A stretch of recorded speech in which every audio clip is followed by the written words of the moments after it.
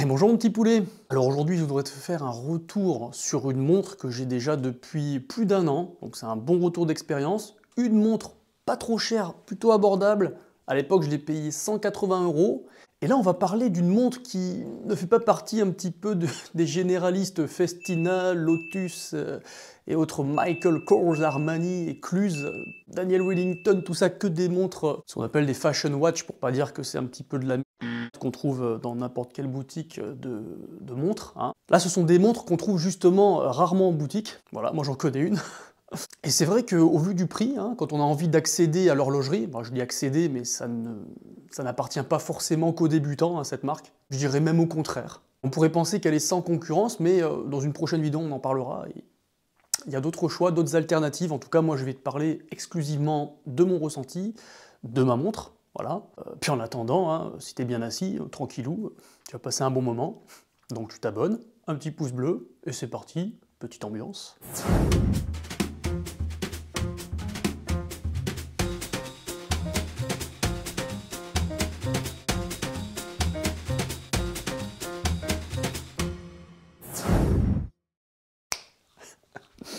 Bon, je me doute bien que tu as deviné de quoi on allait parler, hein. On va parler de ma Bambino, voilà.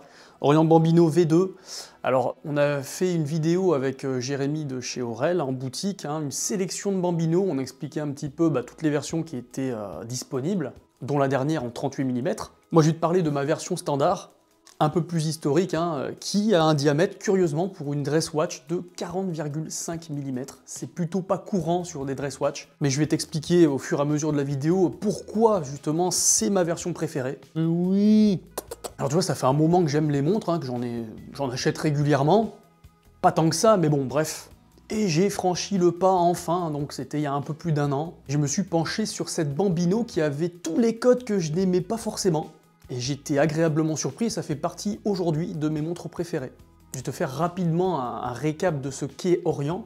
Alors Orient est une marque japonaise, hein, qui fait partie du groupe Seiko Epson Corporation. Donc ça c'est un grand groupe, hein. T'as les Seiko, hein, pour les montres célèbres, historiques. Après il y a une filiale de Seiko. En fait ils vont fabriquer des vidéoprojecteurs, hein, donc Epson, des lentilles, etc. Et à l'intérieur c'est glissé la marque Orient, voilà. Donc en fait ça fait partie du grand groupe Seiko, mais en même temps, c'est un concurrent, quelque part. Seiko, ça vient à l'esprit de tout le monde, hein, même ceux qui ne connaissent pas forcément l'horlogerie, hein, tout le monde connaît Seiko.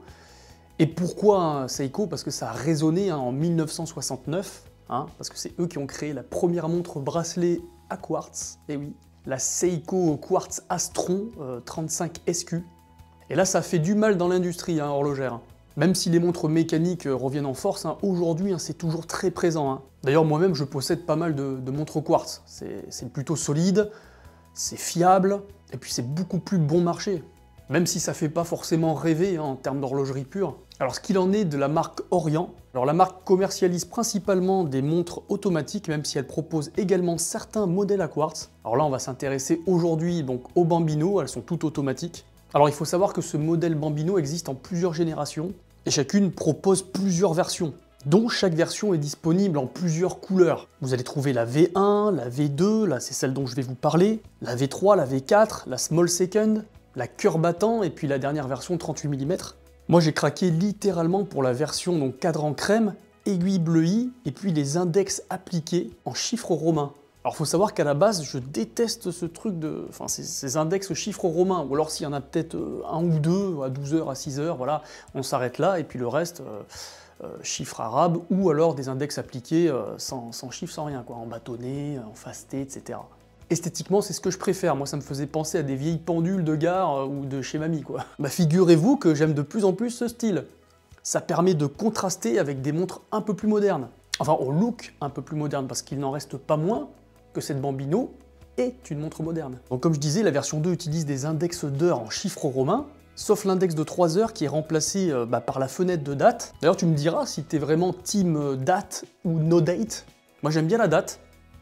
Esthétiquement, je trouve que des fois, sur certains modèles de montres, c'est pas top, mais c'est tellement pratique. Alors le cadran ici est forcément un petit peu plus chargé, mais vu la taille, hein, puisque pour moi c'est une montre cadran, bah, je trouve qu'au niveau esthétique, c'est du meilleur effet. Le design général, il est vraiment tout aussi élégant que les autres. Et d'ailleurs, quitte à avoir un aspect ancien, hein, cette version 2, pour moi, est celle qui tire le plus l'inspiration d'une montre ancienne, comparée à d'autres versions comme la V3, hein, plutôt style Baos, etc.